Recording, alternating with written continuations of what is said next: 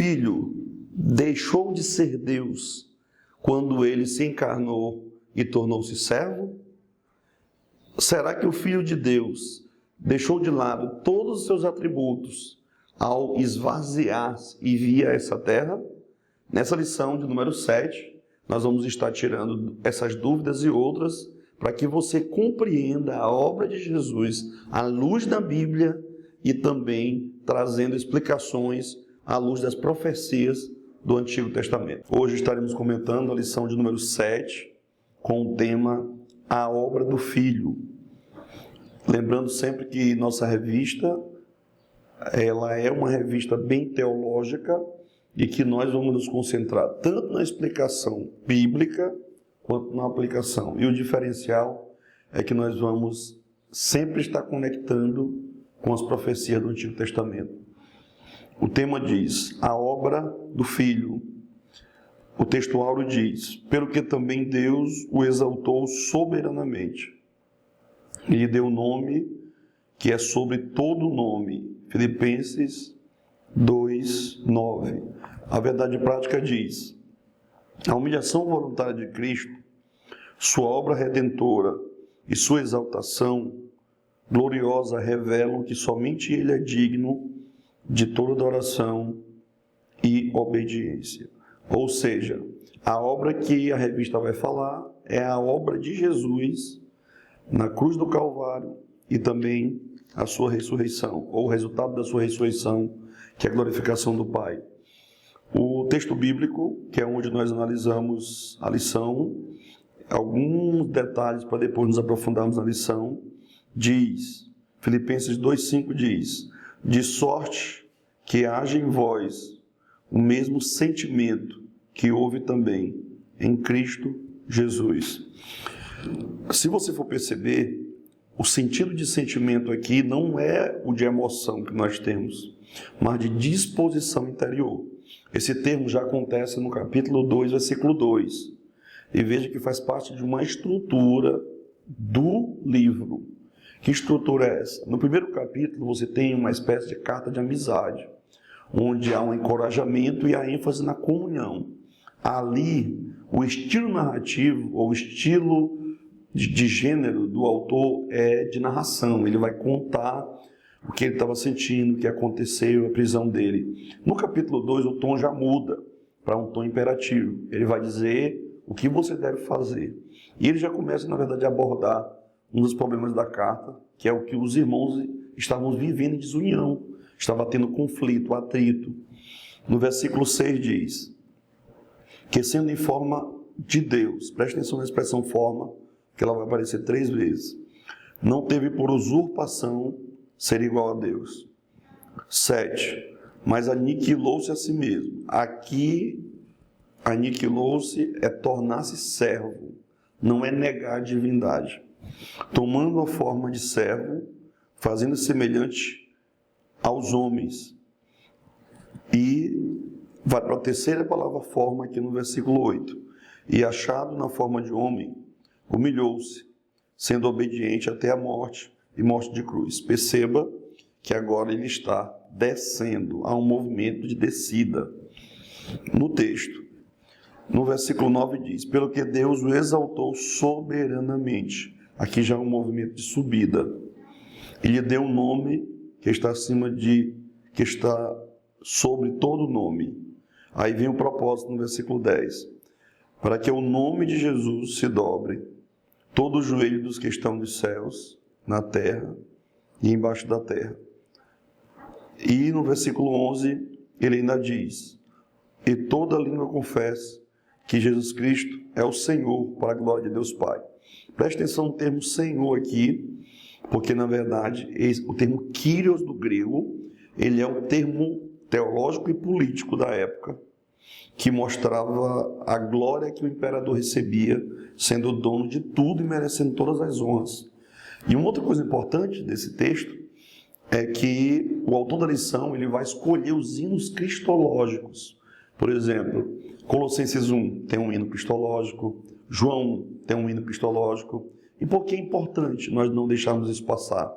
Porque isso mostra que dentro a adoração da igreja primitiva, Jesus já era visto como Deus, com termos relacionados a Deus no Antigo Testamento, com glória que só Deus merece, e se esse hino é para ele é digno de adoração, logo ele é Deus. Então, o próprio fato de ter um hino em Filipenses que aponta para Jesus, já mostra que sua divindade era uma realidade no século I e não algo inventado depois. Depois o segundo texto está em Hebreus capítulo 9, e aí é bom nós entendermos que Hebreus 9 está dialogando com Levítico, e o tema de Hebreus é a superioridade de Cristo. Esse tema começa no 1, superior aos profetas, superior aos anjos, superior a Josué, superior a Moisés.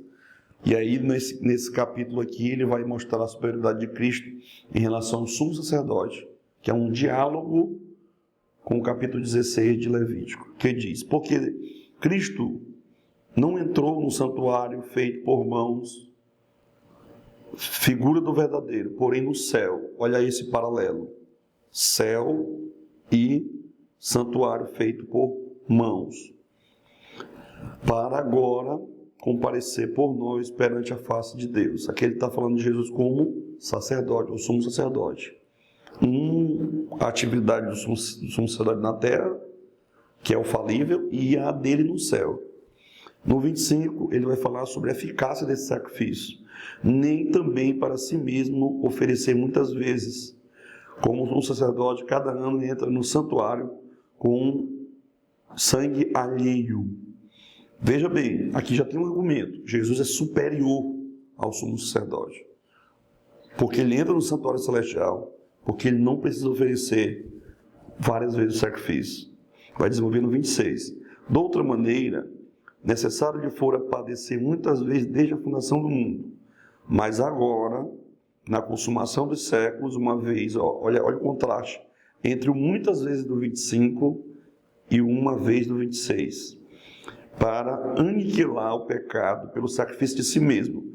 Preste atenção no contraste entre sangue alheio do 25 e sacrifício de si mesmo. Ou seja, ele está criando paralelos, colocando um do lado do outro para mostrar a superioridade de Cristo.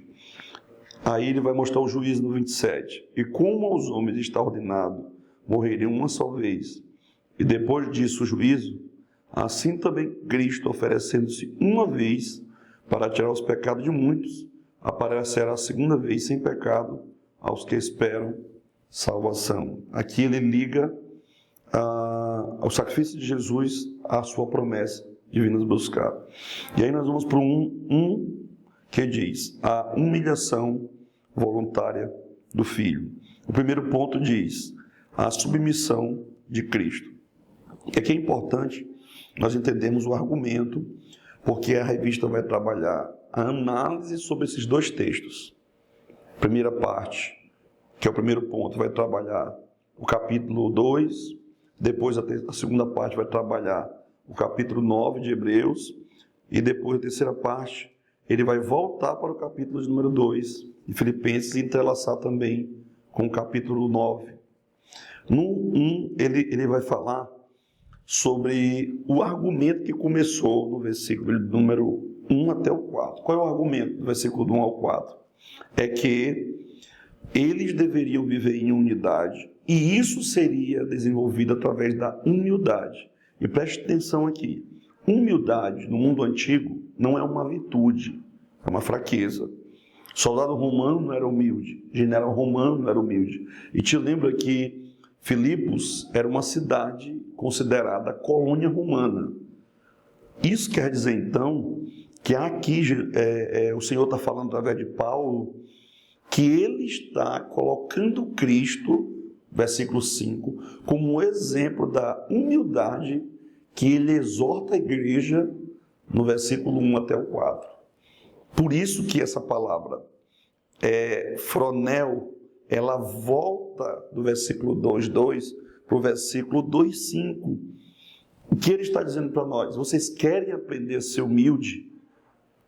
Olhem para o Filho de Deus, que se tornou homem, servo, e aqui é importante nós entendermos que nós precisamos imitar Jesus. E como é que eu imito Jesus? O versículo 3 e 4 responde: cada um considerando os outros superior a si mesmo. Como eu imito Jesus? Não façam nada por vanglória, não façam nada por interesse próprio, não tendo em vista cada um que é propriamente seu, mas cada qual que é dos outros. Professor, você já tem uma aplicação aqui a fazer. Que aplicação é essa? Viva uma vida de humildade imitando Jesus. Jesus diz: aprendei de mim, que sou manso e humilde de coração. E nós temos uma definição de humildade belíssima no capítulo 2. Que definição é essa? Eu sou humilde quando eu considero os outros superior a mim. Não é complexo de inferioridade e nem modéstia. Quando eu tenho complexo de inferioridade, eu tenho uma visão abaixo de mim mesmo, uma visão rasteira que me torna incapaz de fazer coisas que eu poderia. Quando eu sou modesto, eu minto sobre qualidades que eu tenho para tentar parecer humilde. Mas quando eu sou humilde, eu faço o meu eu desaparecer para que o outro tenha primazia. Isso não vai me tornar agora alguém subserviente aos outros? Não. Isso vai mostrar que eu não sou governado pelos meus desejos e vontades. Por isso, nós podemos olhar para Jesus e ele vai dizer que nós não devemos apenas crer nele, mas pensar e agir como ele. Ele está usando aquela tríade. Como é essa tríade? Eu tenho pensado como Jesus, eu tenho sentido como Jesus e eu tenho agido como Jesus. No ponto 2, ele vai falar sobre o esvaziamento da glória. O esvaziamento da glória, na verdade, ele é uma espécie de negação, não da divindade de Jesus, mas um assumir de Jesus, não só da natureza humana, quanto da atitude de servo. E aqui é importante nós entendermos que nós estamos dentro da tradição do ebed do Senhor, do servo do Senhor. Essa tradição, ela é uma tradição de Isaías. Quando Paulo está escrevendo, colocando Jesus como servo, ele está dialogando com as profecias de Isaías para aplicar essas profecias a Jesus agora como servo. Lembrando também que nós não podemos aqui, professores, cair na heresia que surgiu no século XVIII na Alemanha, de dizer que quando Jesus veio, ele se despojou dos seus atributos. Isso é uma heresia. Ele não se despojou dos seus atributos. O que ele fez agora foi renunciar à sua glória, mas essa renúncia, na verdade, não significa ele deixar de ser Deus. E por que ele não poderia deixar de ser Deus? Bem simples. Se ele deixa de ser Deus, como ele vai representar Deus na sua encarnação e morte? Ele não tem como deixar de ser Deus. O que ele faz é assumir a natureza humana. E aqui é interessante entendermos que há um paralelo. Adão é o tipo e Cristo é um tipo. E por que isso é importante? Porque Adão quis ser como Deus e Jesus não quis ser como Deus, quis ser como servo, Deus em glória. E aí é interessante percebermos também que há uma lição para nós aqui. Que lição é essa? Seja servo, sirva na sua igreja, sirva a quem não vai lhe trazer alguma coisa como retorno, sirva os menos favorecidos, sirva o vovô e a vovó que está lá na sua igreja, nem que esteja precisando de ajuda para ir em um supermercado, para fazer alguma atividade. Se eu sou servo, eu não vou querer ter primazia, querer glória. O servo ele desconstrói a ideia de glória e de vanglória ou vaidade dos versículos iniciais do capítulo de número 2. No 3 ele diz que ele foi obediente até a morte e morte de cruz. E aqui ele faz outro paralelo indo para Romanos. Em Romanos tem uma tríade ali, né? Adão traz o pecado, com o pecado da corrupção e com a corrupção a morte. Jesus traz a justiça, com a justiça ele traz a restauração, e essa restauração para nós é vida. Isso vai mostrar, irmãos, que nós não dependemos de nossas obras para ser salvo. Cuidado para não depender do que você sente sobre a tua salvação para te ser salvo. Cuidado para te não depender do que tu sabe apenas. Cuidado para você não achar que salvação é uma questão só moral. Não, eu estou acertando essa semana, eu vou ser salvo no final. Não, eu estou errando, eu vou... Não, a salvação está baseada nos méritos de Jesus de Nazaré. Isso quer dizer, então, professor, que não é o que nós fazemos, mas é o que ele faz.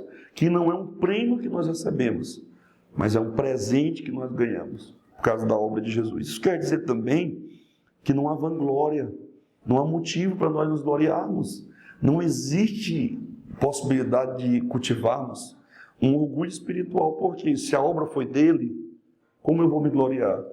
Uma grande lição também para nós aqui é: obedeça. Obediência é sinal de humildade. Por isso que sujeitai-vos a Deus, resistir ao diabo, ele fugirá de vós, vem depois do Deus resiste ao soberbo, mas dá graça aos humildes. Isso quer dizer que uma das marcas de obediência é que você é humilde.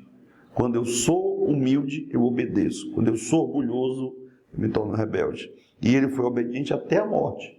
Pergunta que fica para nós: até onde nós estamos dispostos a obedecer? Será que estamos dispostos a obedecer até mesmo quando trazemos nisso prejuízo, como Sadraque, Mesaque e Abednego na fornalha, e Daniel?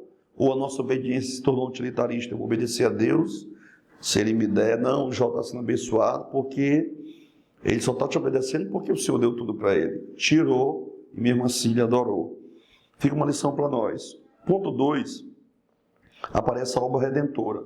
Essa obra redentora, já saímos de Filipenses para a carta aos Hebreus. E eu já expliquei no início que é a carta da superioridade de Cristo. E aqui, senhores, há um recurso cultural para você compreender Hebreus. Que recurso é esse? Chamamos na língua original de calvaromé. O que é calvaromé? Calvaromé é do menor para o maior. Ele diz: Deus falou para os profetas, mas são menores. Quem é o maior? O Filho, que ele nos falou nos últimos dias. Os anjos têm suas tarefas, mas quem é o maior? O Filho. Moisés teve seu papel, mas quem é o maior? O Filho.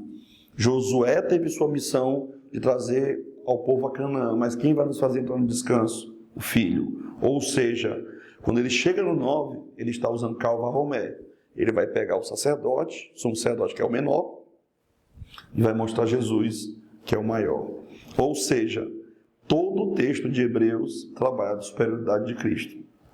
E essa obra que ele vai mostrar aqui, no ponto 1, ele vai mostrar a ineficácia. Se você ler o capítulo 8 e 9, você vai ver que ela é ineficaz para purificar a nossa consciência. Essa obra aqui. E qual é a lição que fica para nós? Ritualismos não salvam.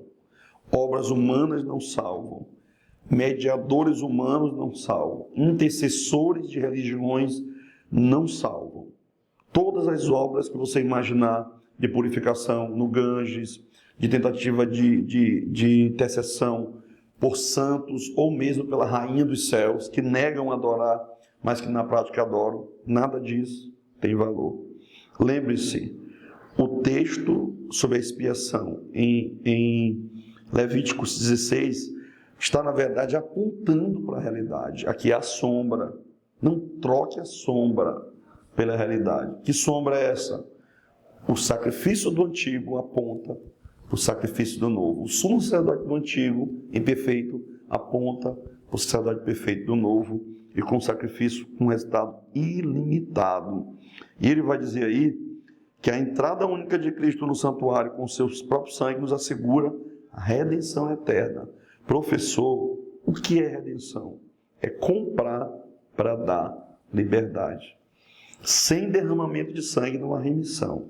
Então Jesus, com o próprio sangue dele, pagou para que nós fôssemos libertos do pecado.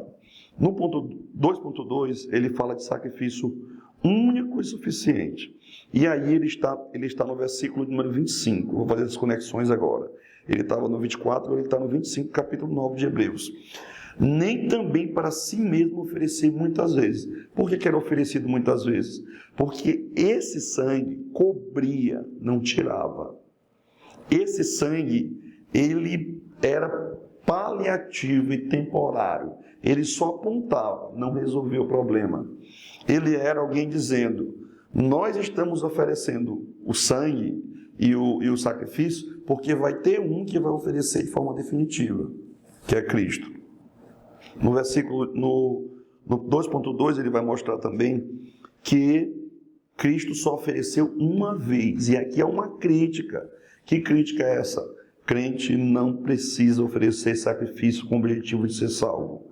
Todas as tentativas de judaizar o cristianismo são voltas às sombras em vez da realidade. Todas as tentativas católicas de dizer que na hóstia, transubstanciação, o corpo e o sangue de Jesus estão presentes, são heresias, porque só uma vez, não precisa de outras vezes. A salvação não é resultado de ritual, a salvação não é resultado de religião, a salvação não é resultado de mérito, a salvação não é resultado do que eu faço para Deus, mas do que Deus fez por mim. E ele vai mostrar aí que ela é plena, porque eu não preciso mais aumentar ou diminuir ela, gratuita, porque foi um presente de Deus, ou seja, para nós foi de graça, mas custou a vida dele. E nele diz aí que não há outro meio de salvação. E não se esqueça, em Isaías 43, quando diz lá, 42, 43, eu sou o Senhor e fora de mim não há Salvador, é o Deus Jeová que está falando. Mas no Novo Testamento, esse libertador e salvador é Cristo. Por isso que não adianta estarmos na igreja sem desfrutarmos dessa libertação completa que é a nossa salvação. O 2.3, ele diz que a morte de Jesus foi vicária.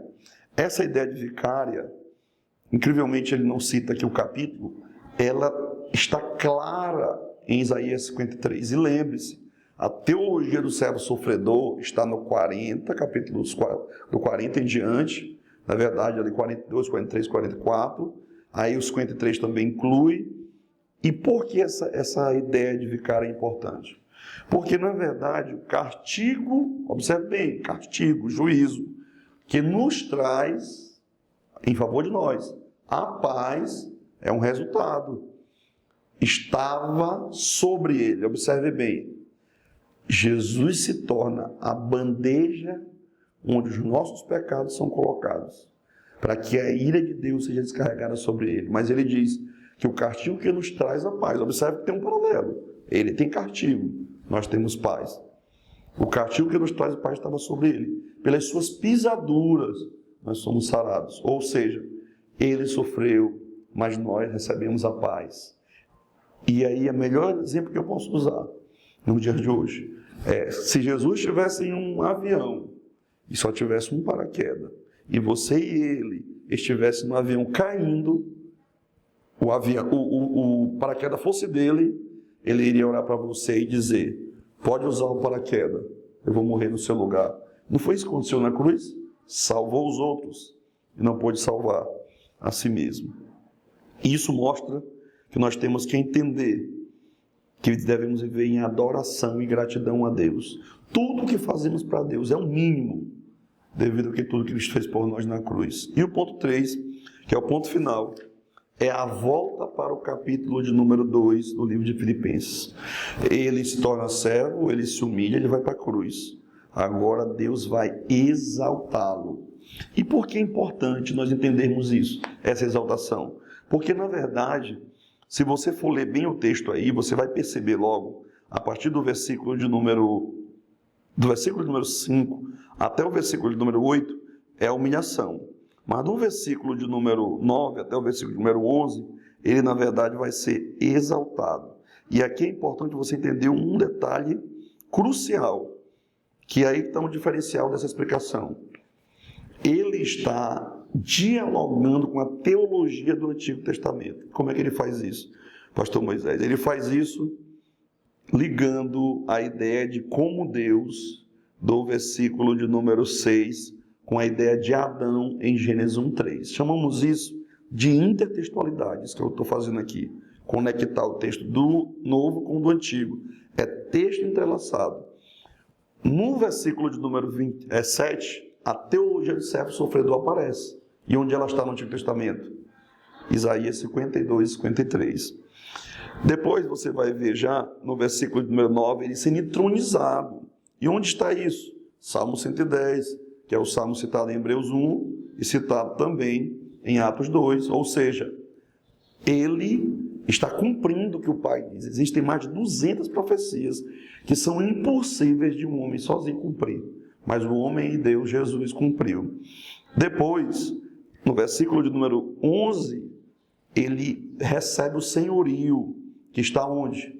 Em Isaías 45. E aqui nós temos algo impressionante, porque no versículo de número 11, ele diz que Deus, que toda língua confessa que Jesus Cristo é Senhor. Mas se você abrir no capítulo de número 6, no versículo 4, 5 de Deuteronômio, você vai ver lá, 5, 6 ali, praticamente, o Shema de Israel diz assim: ouve, ó Israel, o Senhor teu Deus é o único Senhor, ou é o único Deus. Tu está entendendo o que ele está fazendo aqui? Ele está dizendo que o título que Deus recebe, quem na verdade merece ele também, é Cristo. Essa ideia de todo joelho se dobrará está em Isaías 45. A ideia de uma autoridade escatológica que teria domínio sobre todos os reinos está onde? Em Daniel 7. E por que tudo isso é importante, pastor Moisés? Para esse ponto 3. Porque eu quero mostrar para vocês que Filipenses 2, do 5 até o 11, nada mais é do que um cumprimento desses textos que eu citei. E aí ele vai mostrar no ponto 1 que ele foi recebido no céu. Qual a importância disso? Dele ser recebido à destra de Deus? É que quando ele morre, a sua ascensão e entronização, ou reconhecimento na glória, é uma prova de que o Pai recebeu o seu sacrifício. Isso mostra então, irmãos, que Cristo não apenas voltou ao céu, ele é um rei coroado pelo Pai, cumprindo o Salmo 110. Disse o meu Senhor ao Senhor. Aí ele diz lá, porque ele vai se assentar até que todos os seus inimigos sejam colocados aos seus pés. E ele vai mostrar aqui também que sua exaltação garante a nós o acesso. E isso acontece em Hebreus 6. Isso mostra que a exaltação de Jesus nos dá a possibilidade de uma adoração verdadeira. E o que quer dizer essa entronização? Mateus 6 explica: venha a nós o teu reino e seja feita a tua vontade, assim na terra como no céu. O que isso quer dizer na prática? Jesus é teu rei, obedeça a ele no casamento, na família, no trabalho, na igreja. Jesus é teu rei, não é a cultura que te domina, não são os teus desejos que te dominam, não é o dinheiro que te domina, é o rei Jesus. O 3.2 diz que Deus lhe deu um nome acima de todo nome. Ele diz que nome envolve a ideia de poder, envolve a ideia de posição. Na verdade, não é só isso. Envolve a ideia também de caráter. Qual é esse nome que está acima de todo nome? É o termo Senhor, no texto aparecendo aqui. Isso mostra, irmãos, que Jesus não é um símbolo de fé. Ele não é só mais um Deus entre os deuses. Ele não é só mais uma figura mística que está sendo descrita nos livros de história das religiões. Ele não é um professor da moral, como vai dizer apenas o iluminismo. Não, ele é Senhor, Rei. E lembre-se, Senhor é um título divino usado no Antigo Testamento e um título político usado no século I, que poderia levar uma pessoa até ser presa se negasse que César era Senhor.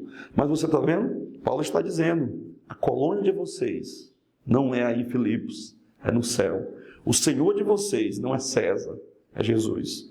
Ele manda em vocês, ele reina porque ele morreu, ressuscitou e foi recebido pelo Pai. E ele vai mostrar para nós também que Jesus delegou para a igreja esse poder. Onde aconteceu isso? Capítulo 10 do livro de Mateus. Os 12 receberam poder. Depois, em 16 de Marcos, ele diz: estes sinais seguirão aqueles que creem. Depois, em Atos 1:8, o dunamis de Deus aparece. Poder para testemunhar, que em Atos 3 não é só testemunhar, é também operar sinais. Por isso que a igreja tem que usar o poder que Deus lhe deu, cumprindo 6:10 de Efésios, que diz: no demais, irmãos meus, fortalecei-vos no Senhor e na força do seu poder.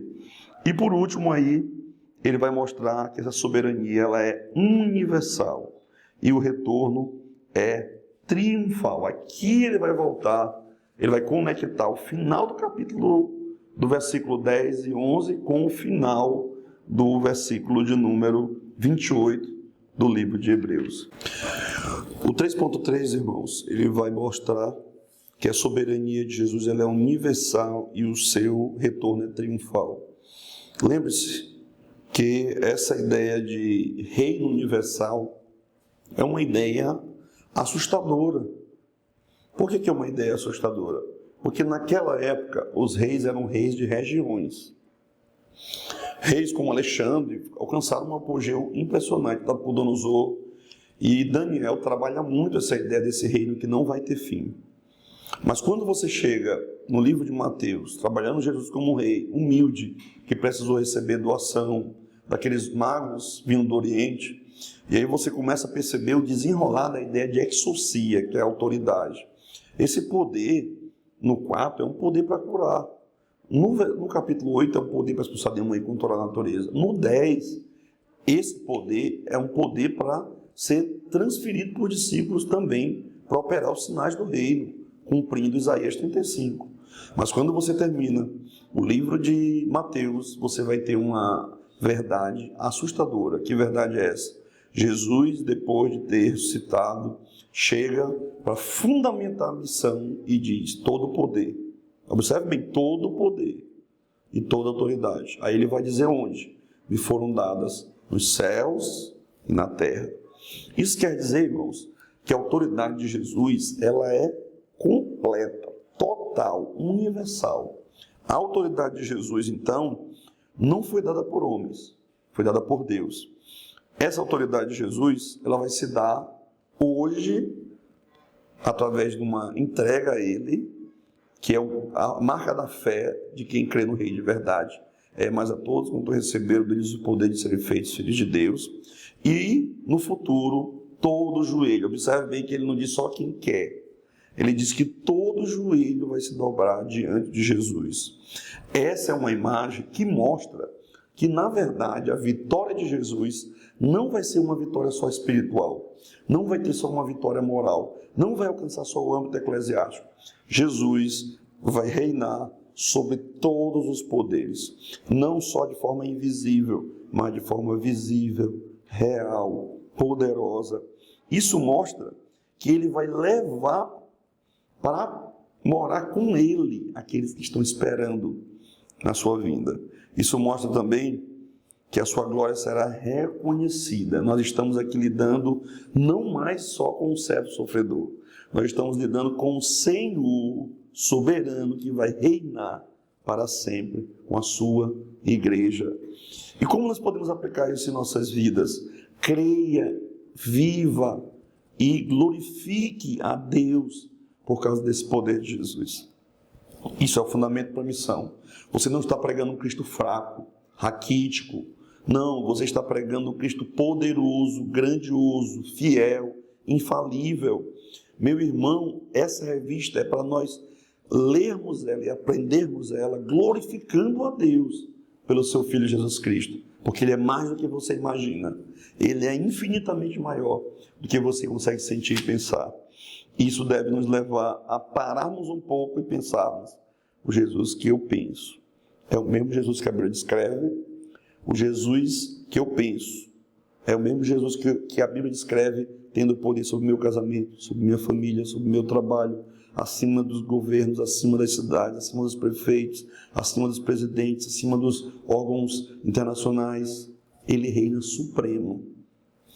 E por último, aí na conclusão, ele vai mostrar que a obra de Jesus ela é completa. Gálatas é um exemplo disso.